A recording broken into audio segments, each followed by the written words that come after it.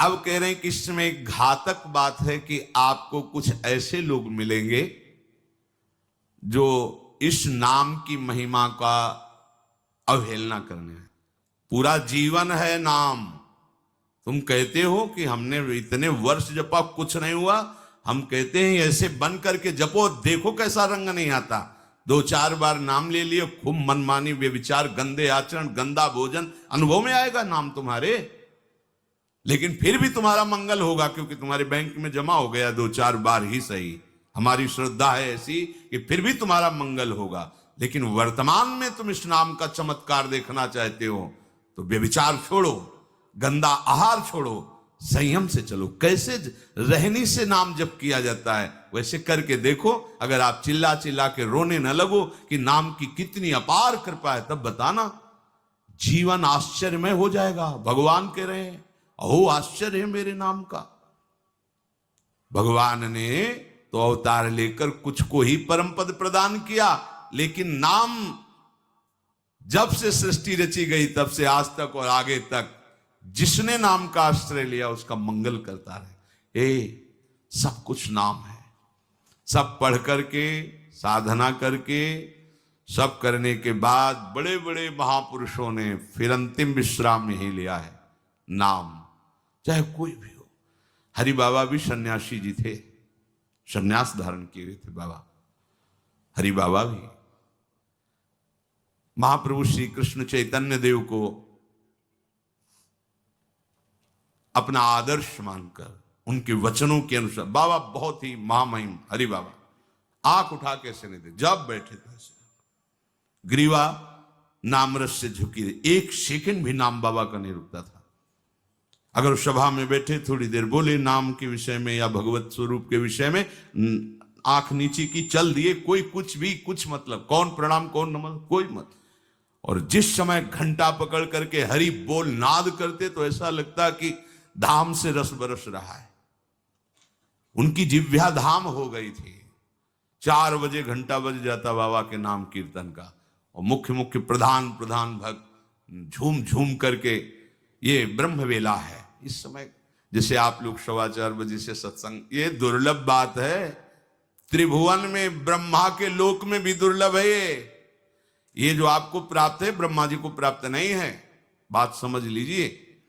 ये जो भगवत चर्चा, और कहां की रज में बैठ के, वृंदावन की रज, किस समय, 4:15 बजे सत्संग प्रारंभ। पता है, ये केवल कृपा पात्र ही सुन सकते हैं, केवल कृपा पात्र। सबके बश की बात नहीं है कि आप 2 बजे से उठकर दिनचर्या करें तब आप 4 बजे सत्संग में आ पाएंगे। ऐसे लोगों से बचिए जो आपकी रुचि नाम रूप लीला धाम में हटा दे। भगवान नाम में रुचि, नाम कि कोई अर्थवाद की बात कहे तो कान में अंगुली डाल लो। अर्थवाद का, अरे ये सब कहने सुनने की बातें, पंडितों ने लिख दिया है, थोड़ी ऐसा नहीं। पर हम आपको सच्ची कहते हैं, हमारे द्वारा जो भी कुछ कराया गया वो जितना उन्होंने दिया उसके आगे वो कुछ नहीं है। जो भी साधन भजन सब गृहत्याग आदि प्रभु ने करवाया, उसको कोई एक अपराध में सब नष्ट हो सकता है, एक अपराध में पूरा का पूरा। ऐसे अपराध की अनंत वृत्तियों का शमन करके जो उन्होंने अपने चरणों का सानिध्य, धामवास और अपने जनों का संग और अपना रंग, ये हमारी साधना की कीमत नहीं है, ये हमारे जीवन की कीमत नहीं है। हमारा जीवन तो किसी एक छोटे से विषय में भी नष्ट हो सकता था। ये उनकी कृपा का है, और ये हृदय से कहता हूं कि जहां कहीं कुछ है वो कमी हमारी है, उनकी कृपा में किंचन मात्र कमी नहीं। अब तो लाडली जी के चरणों में रह रहे हैं, पर जीवन में कभी ऐसा मुझे अनुभव नहीं हुआ कि मैं अकेला हूं। बच्चा थे, कभी हम किसी को साथी नहीं बनाया।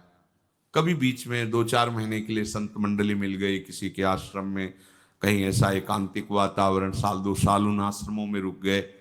मित्रता किसी से नहीं हुई। जीवन में साथी केवल हरि रहे, पग पग पर अनुभव कराते रहे कि वो हैं, वो अनुभव कराते रहे कि मैं तुम्हारे साथ हूं। उनका जो प्यार मिला है, उनका जो अपनापन मिला है, हम क्या अपनापन दे सकते थे? उनका जो अपनापन मिला है उसी के बल से हम कहते हैं कि आप एक बार भी गोविंद नहीं बोल सकते यदि वो आपको प्यार न करें तो। पहले विश्वास कर लो कि उनकी तरफ से आपको स्वीकृति मिल गई, वो आपको प्यार करें इसलिए आप नाम जप कर रहे हो। एक भी नाम व्यर्थ नहीं जाएगा।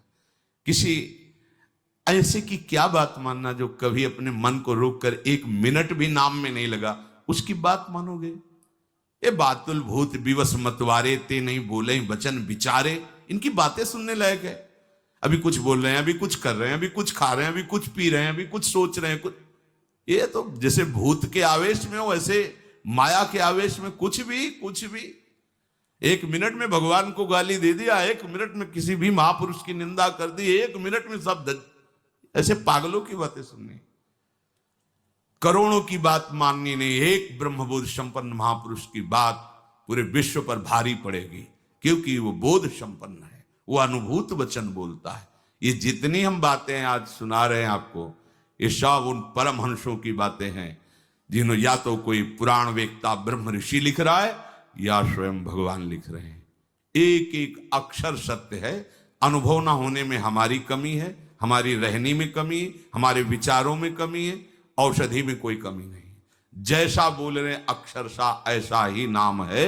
नाम ना बचाए तो एक अपराध जीवन भर की साधना को मिट्टी में मिला सकता है, एक अपराध। पर नाम कवच की तरह बचाता चलाता है। जब कोई भी उपासक उपास्य देव के समीप पहुंचता है तो यही देख पाता है कि मुझे घसीटा गया नहीं, मैं तो कहीं भी फैल के गिर सकता था, मुझे बचाया गया। ये कोई दैन्यता की बात नहीं, वो तो हृदय जाने मोरी छाती। मेरा हृदय जानता है कि मेरा मन मुझे कहां गिरा सकता था, कहां कहां भ्रष्ट कर सकता था। अगर मुझे बचाया ना जाता तो जैसे एक अनजान अबोध बच्चा गंदी चीजों से खेलना चाहता है, ऐसे ही हम उसी खेल में जीवन व्यतीत कर देते, उन खिलौनों की चाह कर लेते। लेकिन बचाया लगाया, हमें ही नहीं आपको भी। अगर आपको घसीटे ना होते तो आप ऐसे नहीं बैठे होते। आप उनकी कृपा को देखिए। अभी जो आपको फल मिला